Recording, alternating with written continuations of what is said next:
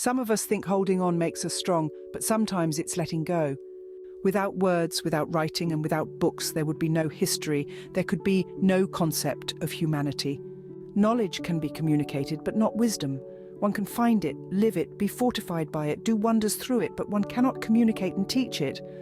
Every man is more than just himself. He also represents the unique, the very special, and always significant and remarkable point at which the world's phenomena intersect.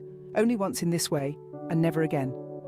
There is no reality except the one contained within us. That is why so many people live such an unreal life. They take the images outside them for reality and never allow the world within to assert itself. If you hate a person, you hate something in him that is part of yourself. What isn't part of ourselves doesn't disturb us. People with courage and character always seem sinister to the rest. Whoever wants music instead of noise, joy instead of pleasure, soul instead of gold, creative work instead of business, passion instead of foolery, finds no home in this trivial world of ours. Words do not express thoughts very well.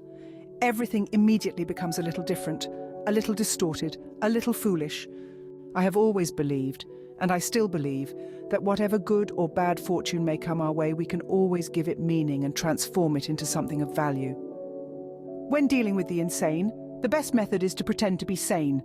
Most people are like a falling leaf that drifts and turns in the air, flutters and falls to the ground. But a few others are like stars which travel one defined path. No wind reaches them.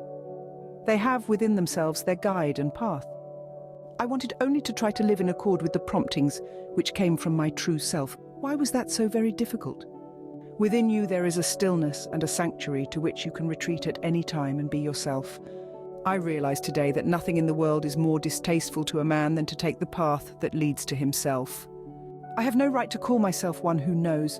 I was one who seeks, and I still am, but I no longer seek in the stars or in books. I'm beginning to hear the teachings of my blood pulsing within me. I began to understand that suffering and disappointments and melancholy are there not to vex us or cheapen us or deprive us of our dignity, but to mature and transfigure us. It is not our purpose to become each other. It is to recognize each other, to learn to see the other and honor him for what he is. Every age, every culture, every custom and tradition has its own character, its own weakness and its own strength, its beauties and ugliness. Accepts certain sufferings as matters of course, puts up patiently with certain evils. The bird fights its way out of the egg. The egg is the world. Whoever wants to be born must destroy a world.